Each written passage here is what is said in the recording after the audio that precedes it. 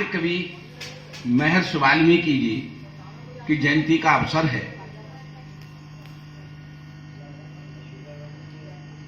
आदरणीय शर्मा जी ने आपको ढेर सारी जानकारियां आपको दे दी हैं, लेकिन इनका महत्व जो है उसके बारे में थोड़ी सी जानकारी में देने के बाद में फिर जैसा भी आपका मन होगा 10, 20, 25 मिनट में आपको हंसाने का उपक्रम करूंगा।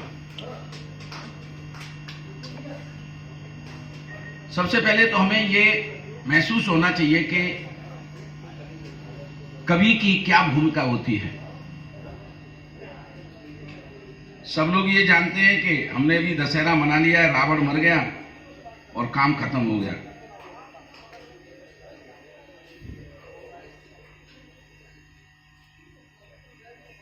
भगवान राम ने एक बार लंका में जाकर के हमारी संस्कृति की प्रतीक सीता का अपहरण कर लिया था। भगवान राम ने रावण को मार करके अधर्म के ऊपर धर्म की विजय स्थापित कर दी। एक ही बार तो रावण को मरना था और मर गया। लेकिन आज कवि महर्षि वाल्मीकि जी ने जिस रावण को मारा वो प्रतिवर्ष हिंदुस्तान के हर कस्बे में मारा जाता है। ये कवि की भूमिका होती है। अगर रामायण महाकाव्य की रचना नहीं की होती महर्षि वाल्मीकि जी ने तो हमें राम के बारे में पता ही नहीं चलता। कहां के राम। और अगर ज्यादा आपको ऐसा लग रहा है कि ये आदमी कुछ गलत कह रहा है तो आपको अभी हमारे यहां विधायक कौन है? मनीष सिसोदिया जी। फिर मनीष उससे पहले कौन एमएलए थे? फिर उनसे पहले कौन एमएलए थे? फिर उनसे पहले कौन एमएलए थे? 50 साल पहले कौन एमएलए थे? जानकारी नहीं दे पाओगे आप। लेकिन महर्षि वाल्मीकि जी ने जो रामायण की रचना कर दी उससे बच्चे बच्चे तक ज्ञान पहुंच जाता है कि राम कौन थे। तो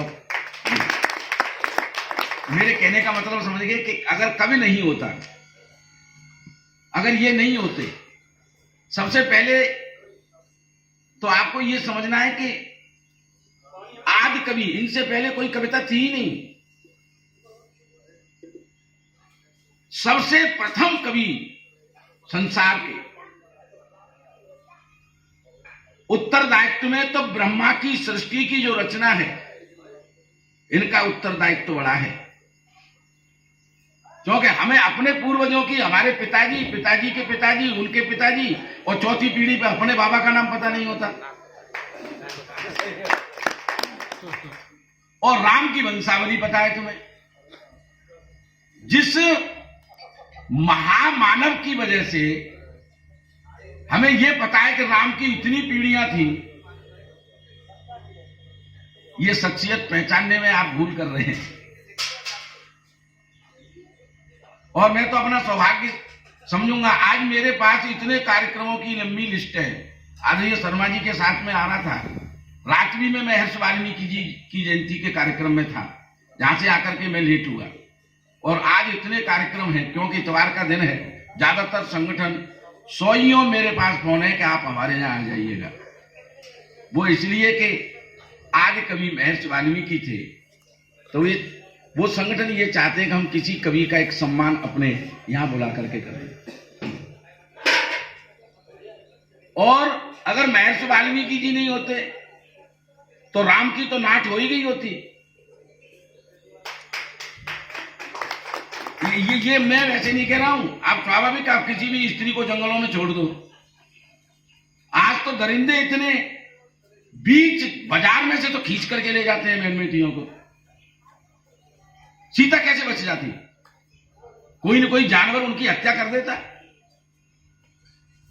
लेकिन महर्षि वाल्मीकि कुटिया में जाकर कोई न कोई जंगली जानवर, पशु, आताताई, राक्षस, कोई न कोई सीता का विनाश कर ही देता।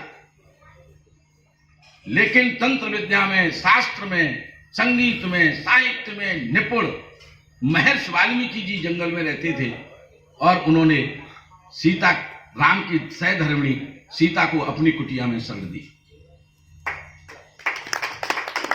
महर्षि वाल्मीकि जी के आश्रम में ही लव कुश का जन्म हुआ था। अगर सीता ही मर जाती तो कहां से लव कुश आते? तो राम की इन पीढ़ियों को हम राम का नाम लेकर के सत्तासीन हो जाते हैं, लेकिन राम का जानकारी देने वाले व्यक्तित्व को हम भूल जाते हैं। यह है विडंबना। यहां हजारों लोग होने चाहिए थे।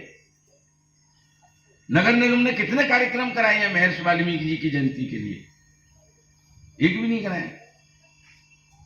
आप लोगों के दिमाग में ये आ गई कि ये हमारे समाज के थे तो समाज के नाम पे, लेकिन देश दुनिया ने इन्हें कह दिया है।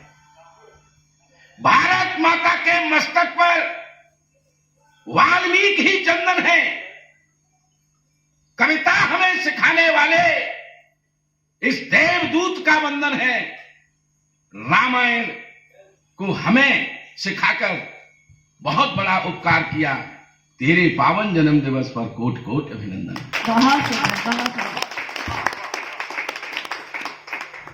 भगवान वाल्मीकि के विषय में मेरे जैसे व्यक्ति की कहां औकात है कि कुछ बता सके। जहां जो जिनको हम भगवान मानते हैं, भगवान के बच्चों का जो पालन पोषण कर सकते हैं, उनकी तुलना किससे की जा सकती है? किसी से तुलना नहीं की जा सकती। आदि कवि, कविता वेदना से पैदा होती है। क्रोच पक्षी अपनी क्राम कीड़ा में व्यस्त था और एक निषाद ने आकर, एक बहेलिये ने आकर उन दोनों की हत्या कर दी। एक की हत्या कर दी तो उसकी जो क्रोची थी वो रुदन करने लगी। उसकी करुणा से द्रवित होकर के पहली कविता भगवान महर्षि वाल्मीकि जी के उद्गार से उत्पन्न हुई।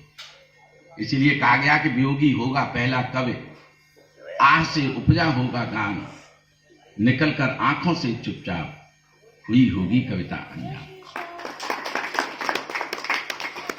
जो दूसरे की पीड़ा नहीं समझ सकता, जो दूसरों की पीड़ा को, दुख को समझने की ताकत रखता है, सारी दुनिया की पीड़ाओं को जिसने अपने अंदर समाहित कर लिया हो,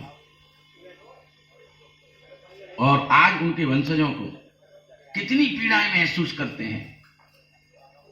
उनके वंशज भी आज कितनी पीड़ाओं का एहसास करते हैं। और इसलिए ईमानदारी के साथ बात यह है कि आप उनके सच्चे वंशज हैं। पीड़ाओं को झेलने की ताकत जिसमें होती है, उसी को भगवान महर्षि वाल्मीकि जी के वंशज होने का अधिकार होता है। हम तो उनके जितने भी हम कविता कर्म से लगे हुए लोग हैं, हमारे सबके पूज्य भगवान महर्षि वाल्मीकि जी हैं।